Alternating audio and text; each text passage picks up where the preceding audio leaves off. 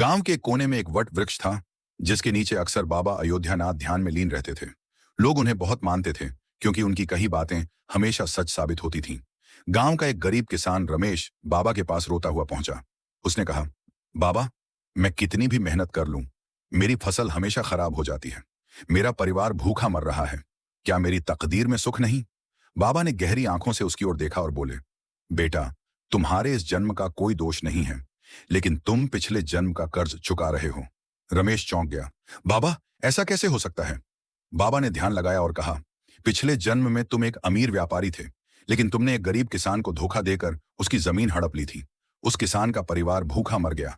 अब वही किसान तुम्हारे घर जन्मा है, तुम्हारा बेटा बनकर, और तुम वही भुगत रहे हो जो उसने सहा था। रमेश यह सुनकर रो पड़ा।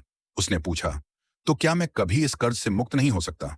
बाबा मुस्कुराए और बोले, हर कर्ज चुकाया जा सकता है, अगर इंसान अपने कर्म सुधार ले।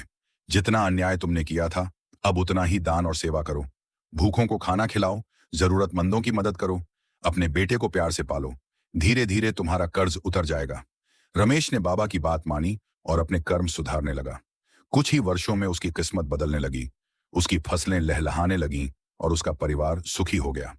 सीख: जो कर्म हम इस जन्म में करते हैं, वही अगले जन्म में हमारे भाग्य बनते हैं। बुरे कर्मों का फल भोगना पड़ता है, लेकिन अच्छे कर्मों से उसे सुधारा भी जा सकता है।